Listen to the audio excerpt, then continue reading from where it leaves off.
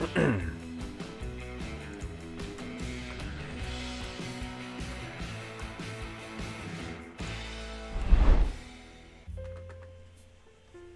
everybody, you guys should be able to hear me.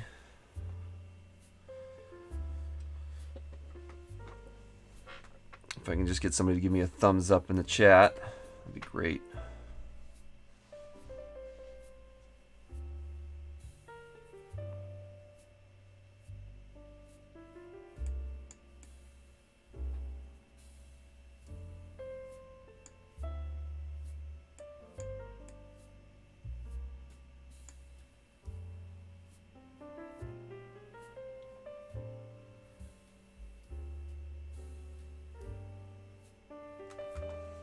It's cool. It's our first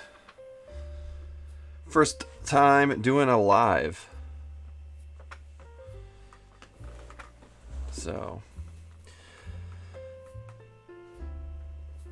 all right. So, what I wanted to do is give you guys kind of an intro into GIS and Geospatial Intelligence. You know, kind of give back to the community here. And give you guys some tools and resources to start understanding how geography will actually play into not only your survival and emergency preparedness needs, but just in general. It's another tool in the toolbox. So, yeah, so let's get started.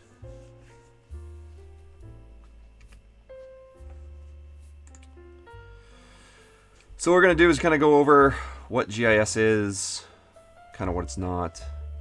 We'll do some data types. We'll look at the two different major data types that there is out there. Then we'll kind of get started with some of the software that you should kind of use. There's a variety of software platforms out there, both paid and open source. So what we can do is we're going to cover the open source ones because they're free. And then we'll get into downloading some data and starting to build out our project.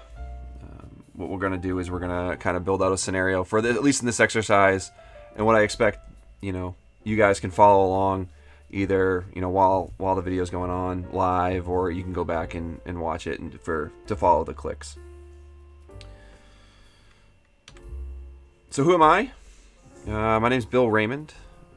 I've been doing geospatial intelligence now for about 13 years, a little over. I've got an undergraduate degree in cartography and GIS. I'm also a reservist in the New Hampshire Air National Guard as an all-source intelligence analyst. And so what I've done is I've taken those two career fields and blended them together to specialize in what we call GEOINT in geospatial intelligence. I also do have a Security Plus certification. I am by no means a cyber guy, but being inside of GIS world for so long, you have to understand how computer systems work, how to do systems architecture and design, how to be secure with your data, and so that was just an inevitable next step for me to go ahead and get certified. I am also the Executive Vice President for Threat Owl, LLC. Threat Owl, we are a proudly women-owned New Hampshire-based business with a mission to provide our clients with the best preparedness resources and education possible so they all may live a more resilient life.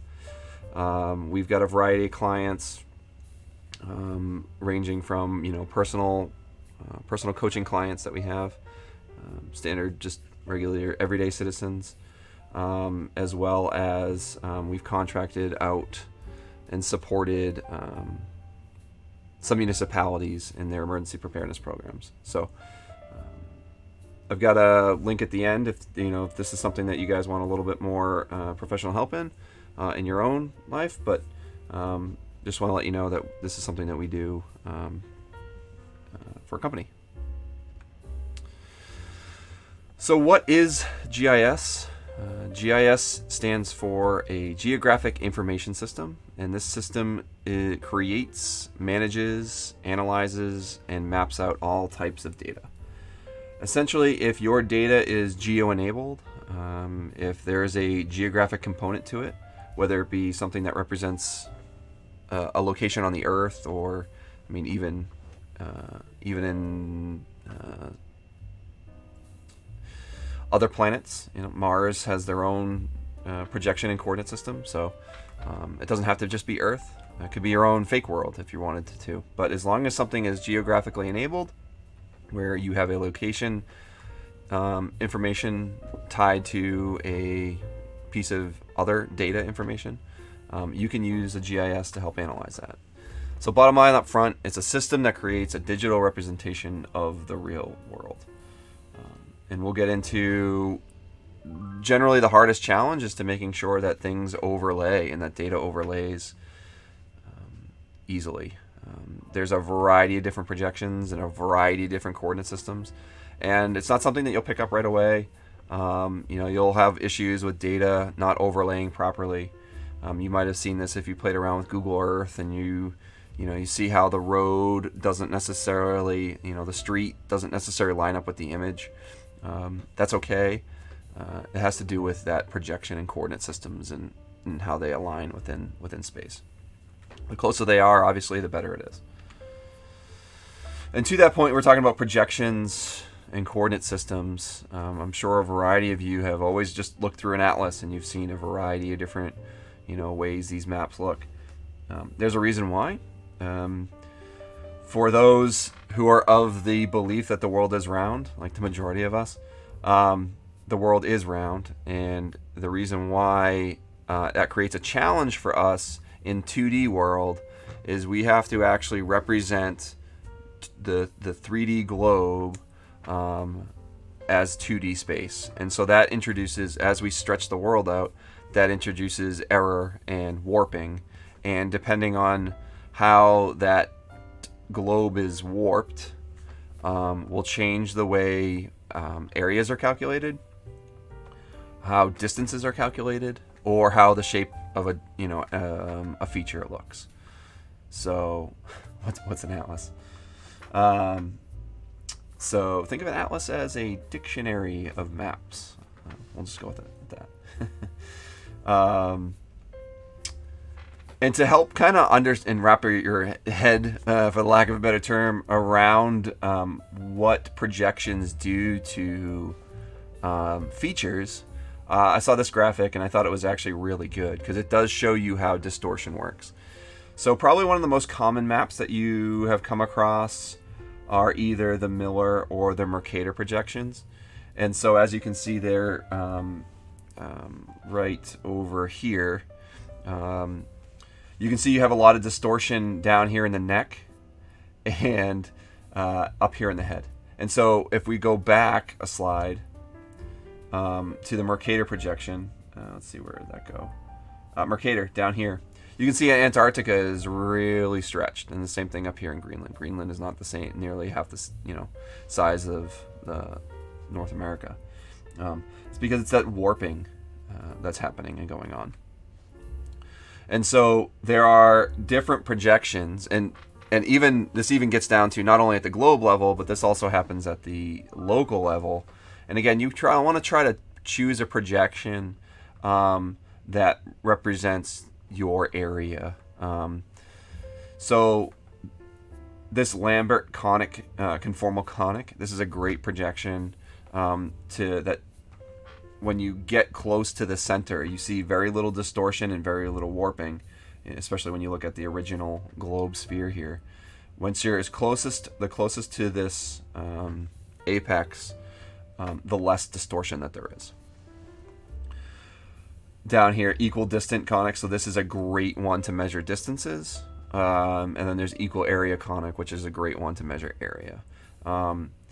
When we start getting into our project, we'll choose a projection, a local projection, that allows us to do a good chunk of it. Especially, again, this doesn't really matter as much when we're dealing with, relatively tight areas of interest. If we're dealing with a state level, sometimes there's multiple state projections. But we'll choose one that, and I'll show you how to choose one that will work best for you. Most likely, I'll probably just start this project with a continental U.S. one, and that will get us close enough. So moving on to data types. There are two main data types in the GIS world. You either have rasters, which are images made up of pixels, or vectors, which are features, and they can either be point, lines, or polygons to represent that. Now, the rasters are represented again as pixels, and there's a numeric value behind that pixel. And so when you click on the pixel to identify what that information is, you'll get returned what we call a digital number, a digital value. That value represents either a discrete data point. It could be like you see here. It could either represent water as one value, grass as another one, sand as another one, or it could be a continuous, what we can call a continuous data set, where it would represent something more like temperature or elevation. Vectors, on the other hand, they are geographic features that have attributes assigned to them. And those attributes are stored in a table that is referenced to that geographic feature. So much like an Excel table, you would be able to add text values or number values to that feature and then do analysis off of that. And we'll get into that too. Today we'll do both vector and raster. We'll make a little project. We'll start our project and we'll add those two different data types so you guys can get started. Map layers and data stacking. So GIS, everything is essentially a data layer. And the stacking of those layers allows you to create your map. Generally, for the most part, you're going to put your rasters down at the bottom because they usually represent either an image or they represent elevation. And so usually rasters will be at the bottom level underneath. And then you'll end up stacking other different types of vector data on top of that, whether it be, in this case, vegetation, buildings, streets, or rivers. That's where that comes into play. It's important to note that when you get into this, again, that data layers need to be geographically referenced, so that the computer needs to know where to put them in the computer space. They need to be properly projected. Again, we'll get into, I'm sure, over the life of this series, we'll run into projection issues and need to make some adjustments, but don't worry about that. It's pretty simple, and we can show you how to identify that. And then we just need to make sure that you have compatible coordinate systems. Most of the time, QGIS or ArcGIS, but in our case, QGIS, will be able to handle it. So if you've got things that are in different projections, usually the computer is smart enough and it'll overlay it. It's not ideal. Ideally, you want to make sure that you reproject everything into the same projection. That way it stacks up nice and neatly, and there won't be any issues, whether it be calculations or whatnot.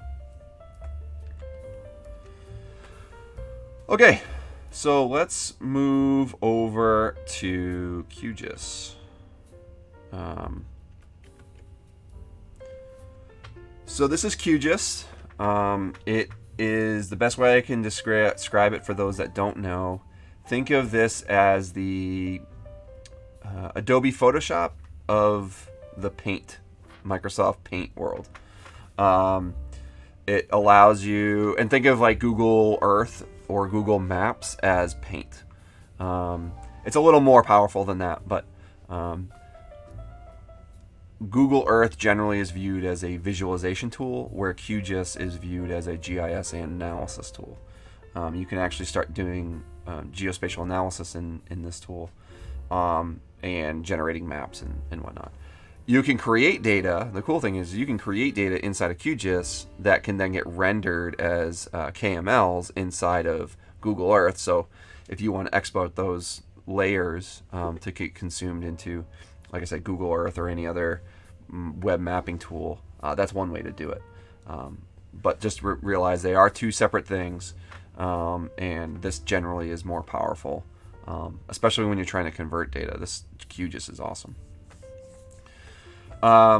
You can just go download QGIS. I think I put a link into the chat earlier, and I'll put a link in the video notes where you can get it. I think the best, there's a variety of, it's an open source tools, and so there's always development going on.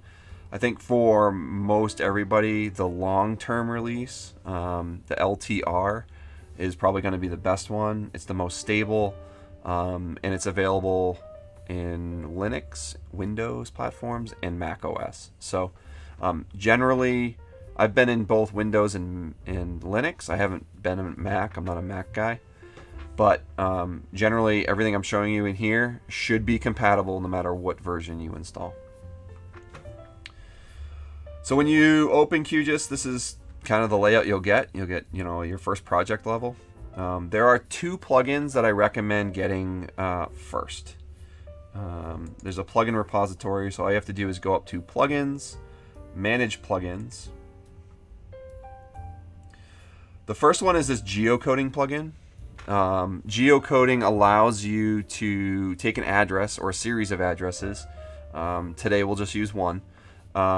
And that has a location in it, where, it's a street number, a street, and then you have your city, your state, and your zip code. That in itself is a location-based piece of information. Unfortunately, that doesn't represent an XY coordinate or a lat long that the computer or this coordinate system, this projection system, knows what to do with. So we have to geocode it. And so this is a really easy plugin that allows you to do a single point geocode. So what you'll do is install the plugin, and then we'll type in the address, and it'll put a point on the map for us, and we'll use that as our base starting point location. The other one that I really like is this Quick Map Services plugin. So you can see we have an empty map back here, just empty space. There's no data in here. And oftentimes what we like to do is load it with pretty wallpaper. We call that pretty wallpaper base maps.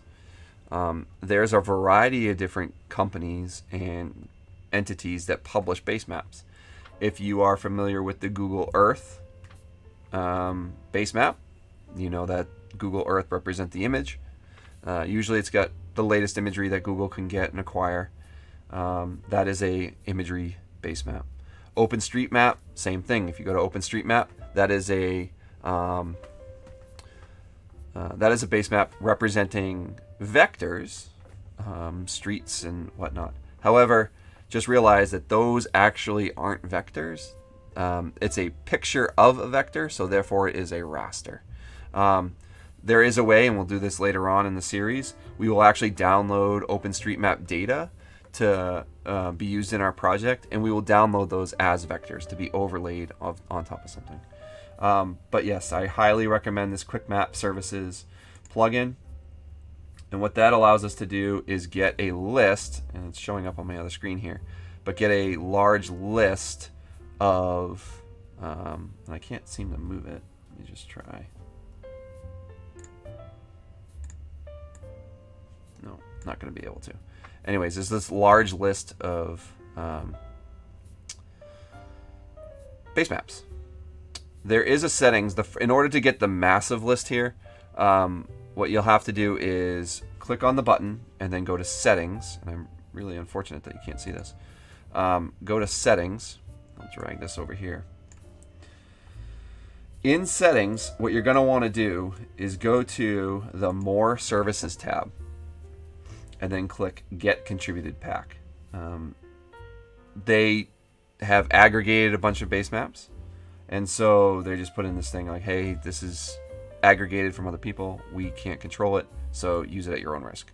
I have yet to have a problem with it, but there are some base maps in there that I don't use, so I generally just use the popular ones.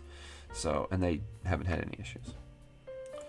So what we'll do right now is let's go with that OpenStreetMap base map. We'll just go with a standard OpenStreetMap map. So here's one. And then also what we'll add is we'll also add the Google satellite base map. Okay. So we've got 2 layers inside of our project. And what we'll want to do is you can see that the OpenStreetMap standard is on top. And so what that's doing is, again, going back to the layers, it is currently on top of the Google satellite view.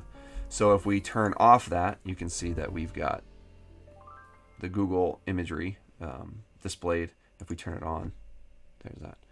Well, if we wanted to, we can actually get into something fancy, and we can change some transparency on the OpenStreetMap. And if we wanted to have some bleed through of the imagery, let's go to 42, apply, you can see that we've kind of made this a little bit transparent. And so if we zoom in, by the way, if you hold shift and click, it is a zoom. So you can see that we've got some labels over top, and this is the OpenStreetMap labels, over top the imagery. So if we just make this a little thicker, darker, you can see that it's changing this underline.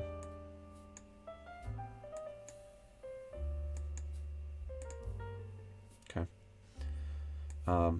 But that's fine for now. So, all right. So we have, you guys can't even see this here. There's a projection. Right now, these base maps, so the way QGIS works is it will read in the first layer that you choose. It will read the projection and coordinate system. So you can see this is WGS 84, and it is a Web Mercator projection. This is okay for it's okay for visual displaying of things. We probably will reproject this, and the base maps will be able to be adjusted when we start getting into doing some actual analytical data processing. But for now, this is okay. I just wanted to show you that this is what I'm talking about when we talk about projections. So this is using WGS 84, WIGS 84, pseudo Mercator projection, and the ESPG code or ESPG ID. I forget what ESPG stands for. It'll come to me later, I'm sure. But that code is 3857. We can actually, if we want to, I believe we can favorite this. Maybe not. Nope. There's probably a different spot to do that, actually. The other one that we use is if we want to go into an unprojected coordinate system. So if we really wanted to use 3D space. The other thing to note, actually, this is really important. So I've been talking about lat-long, latitude and longitude. That is in a geographic coordinate system versus I think it's Cartesian coordinate system. This projection is in a coordinate system that is not lat-long. It is in northings and eastings. And so you can see that down here. The coordinate for this location is -1038. You can see it down here, and you can see this move. So as I move this up and down and left and right, that's the coordinate system.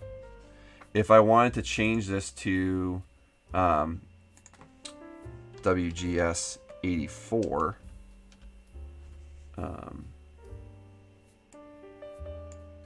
you can see this is a geographic coordinate system now. So if we just move this here,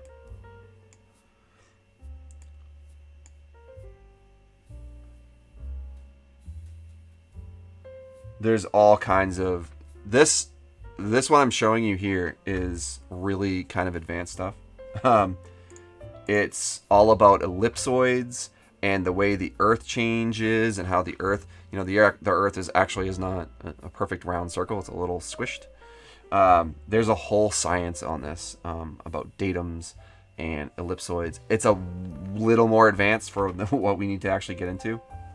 But just know that you have either a geographic coordinate system, and usually the preferred coordinate system is this WIGS 84, straight WIGS 84, and that ESPG code is 4326.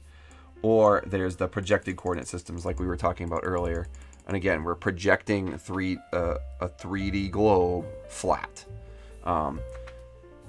Whereas this geographic coordinate system doesn't, it leaves it in 3D globe space inside the computer.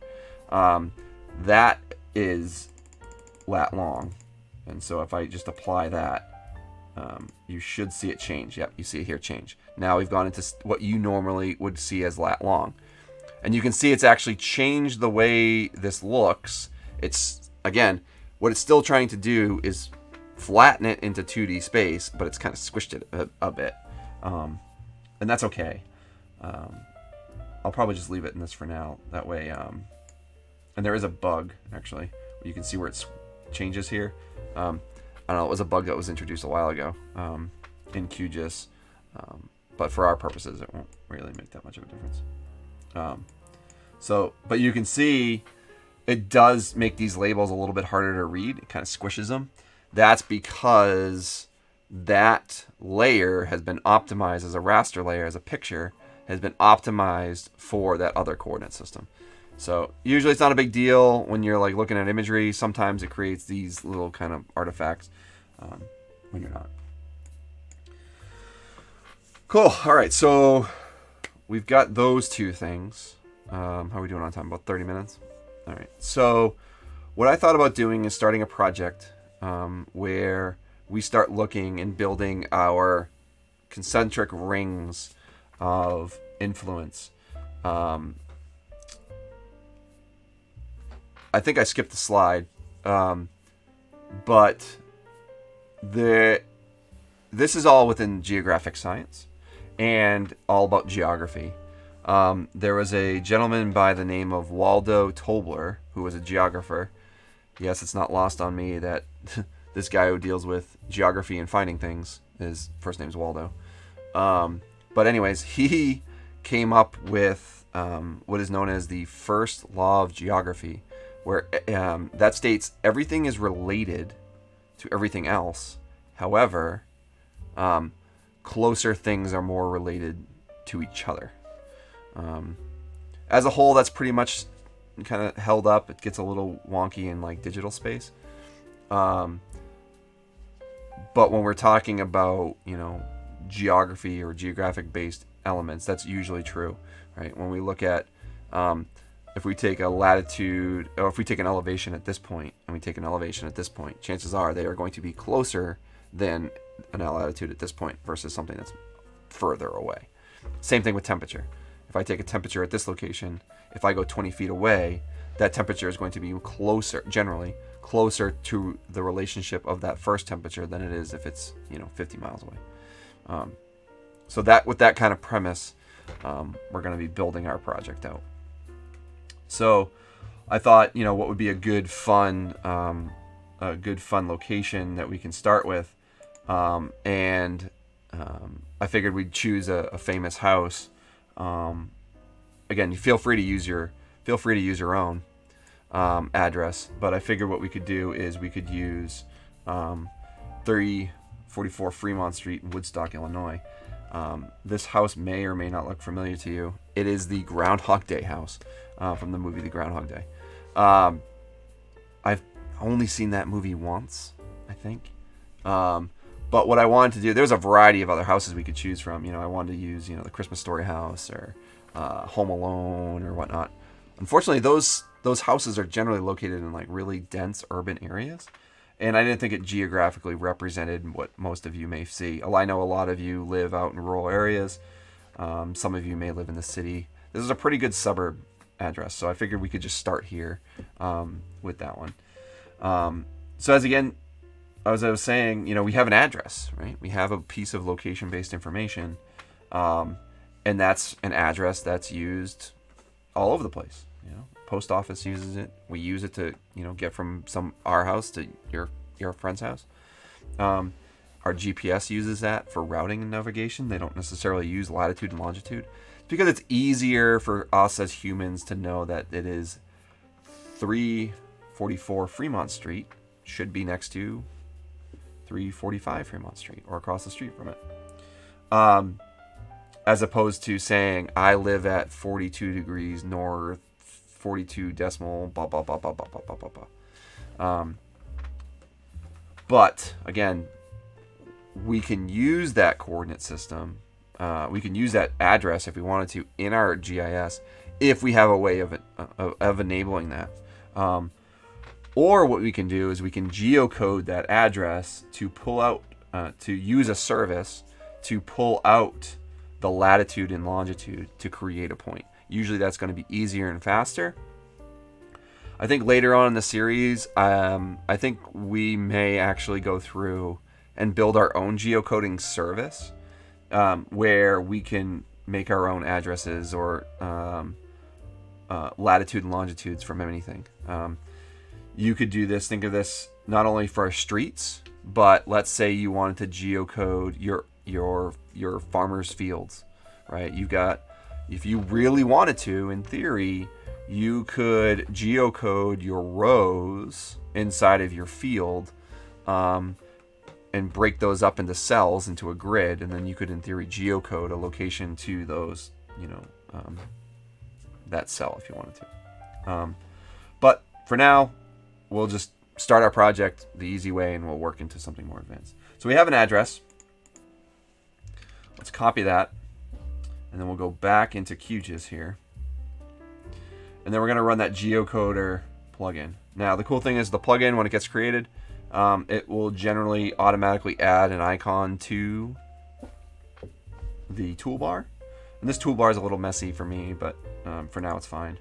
So we said find address. All we're going to do is paste that address into the list. And there we go.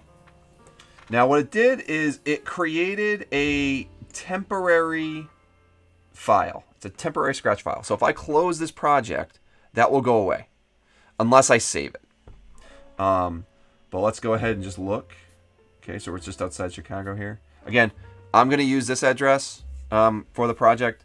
Feel free to use your own. I didn't want to use my own and broadcast it up to YouTube and the whole wide internet. But I actually thought this was kind of be a fun one. So anyways, so, you know, if we zoom in, you can see, yep, we're in Woodstock, Illinois. We got a mix of a little bit of rural, a little bit of urban. I thought, you know, we got water, we got all kinds of stuff here. I thought it was actually a good location. And if let's take a step back. What we did is we just created a vector layer. And again, that vector layer is a point. Again, we have points, lines, and polygons. That vector layer has attributes to it, I believe. So if we open up the attribute table, we sure do. We've got address. So we could, if we wanted to, say, we could make a field in here. We could do house color. We could do house occupants, how many people live in there. Again, we can populate this table with anything that we want. You can see that when we geocoded it, it created a field called address and populated that. So that's good. But what we need to do is we need to save this. So we should actually probably save the whole project. So let's go to project, save as, and we will save it to, we'll just save it to our little new folder here. We'll call this Survival GIS.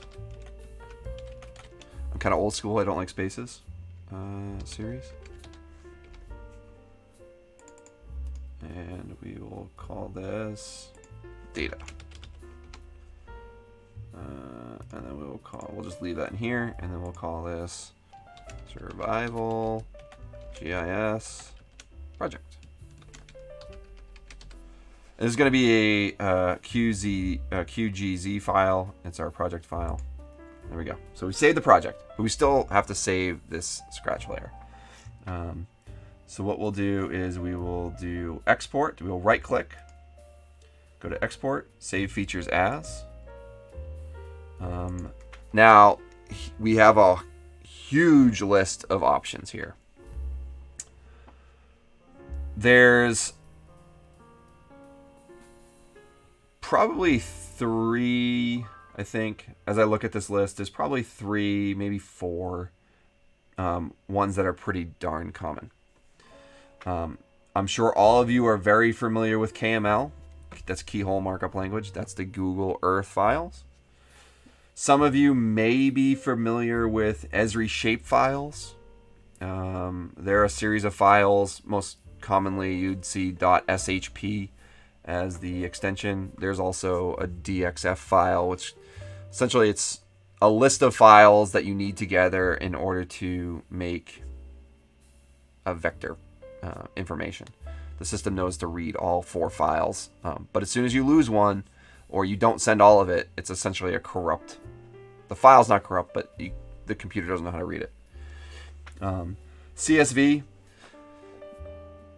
that's just a table. So we'll have the table with the location information on it. So the either XY or lat long. This is the format that I like the most. It has the most interoperability with everything nowadays. Web-based systems, other computer-based systems, computer machine-to-machine, a lot of APIs, if you're familiar with application program interfaces, they use this format as well. I really like GeoJSON. It's human readable, it's really easy, it's super lightweight. So for the most part, I think what we're going to do, other than storing data in databases, which we may do later on, GeoJSON files are by far the easiest, in my opinion. So we're going to do that. We're going to save this as a GeoJSON file. We're going to name it. Go to our project, Survival GIS Series, Data, and we will save this as home base. Actually, you know what? We'll just call it home. And we'll save it. CRS, again, this is that coordinate reference system. This is where we have the choice. I'm going to leave it in WIGS84. Again, we can choose anything in this list.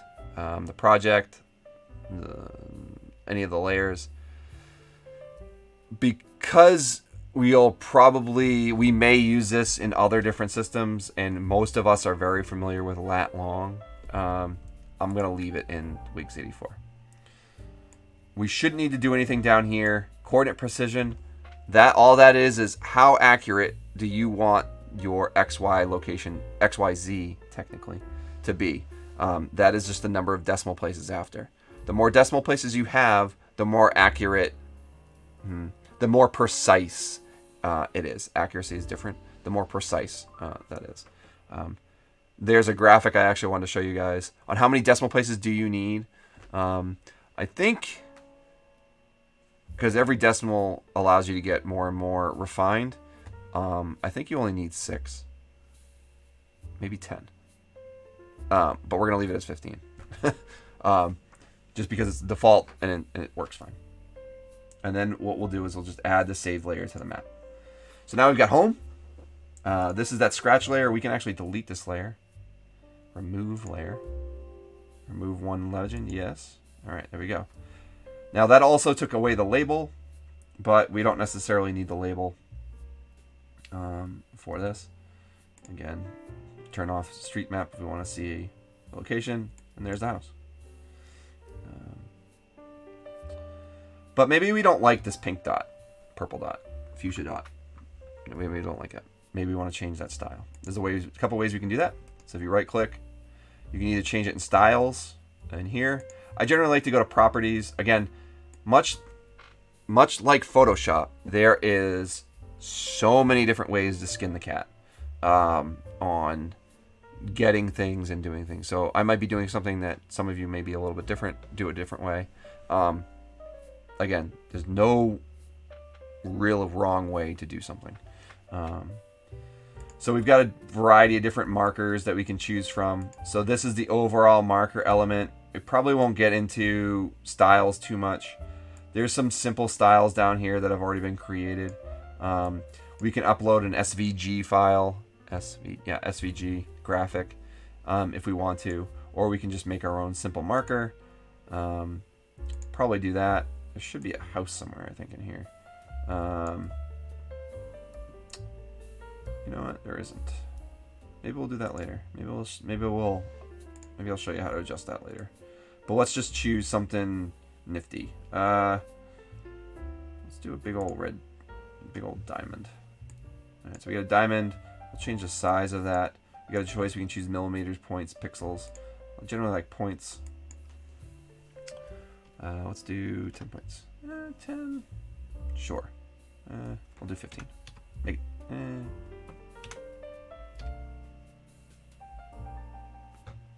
Let's see what 12 looks like. I don't like that color. I like green. Green means home.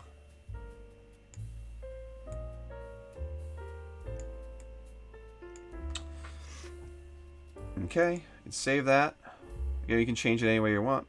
We can change the difference outside line if we wanted to put a little, actually, maybe we'll do. Let's see if we can do this. Let's see if we can do. Make this 15. Let's make this 15. Make it a little bit bigger. And let's add a layer here. So now we put a little dot in the front there. Maybe we change that from a simple marker to font marker. Now we can start playing with fonts. You guys should be able to see that. Change this to black. We'll change this to points. Also, 2 points, definitely not what we want. Maybe we'll do 10. We'll do 8. Whoa, 8. Font style, we can change the font style if we want. We can change the font family. Let's do, for this I like something that's nice and bold. So I like Arial black. Now that looks pretty military-like, huh? Ammo can. We can change the offset. So notice how it's a little bit low. We'll bring it back up. And maybe we will change the font. I don't want A. I want A. How do I change that? You can see that I don't play. Oh, down here. You can see that I don't play with it very much. All kinds of different fonts. Let's go back up. B, C, H. It's pretty thin. Let's go back up. So what this does is it loads the font file. So if you actually have a custom font installed in your computer environment, it will pull that. I've noticed sometimes, depending on when you use labels with custom fonts, sometimes the printer, so if you're like printing this map, sometimes the printer doesn't have that font installed, and it might look like you might see those hollow rectangles, but it might have issues. There we go. H. H for home. Let's pull this back down. Pull that back down. There we go. Apply. There we go. There's home. There we got home. Cool. And so you can see as we zoom out, that graph, that little dot will still stay the same size. Let's say I got lost. I'm over, I'm in the Sahara. So okay, well, what you can do is you can right click and zoom to there. And it'll bring you right back home.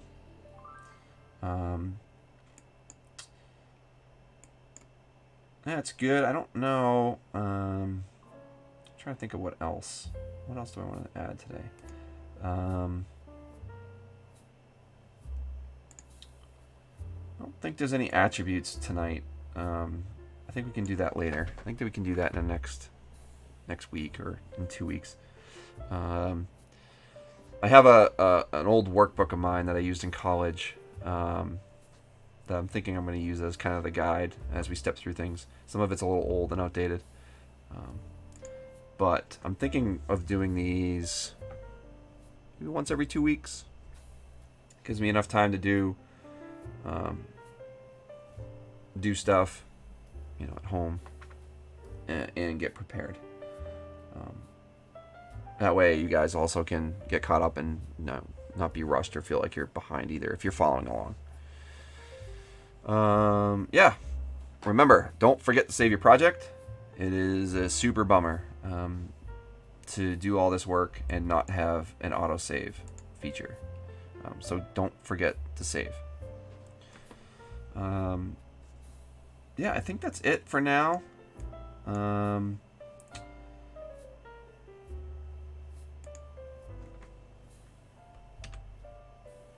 If you want more help, feel free to email me.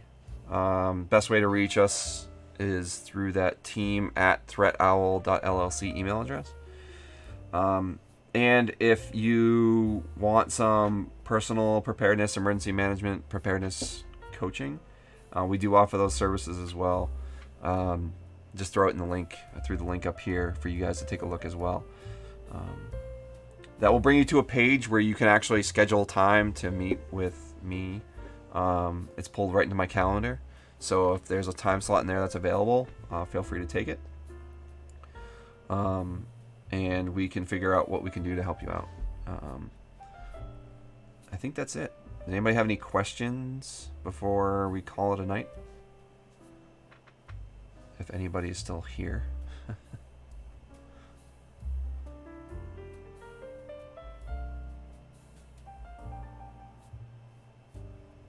All right. I don't think there's anything. Well, I really appreciate everybody's time. And like I said, if you got any other questions afterwards, feel free to hit me up via email or reach out. I really appreciate it. All right, guys. Take care. Stay safe. And I will catch you later.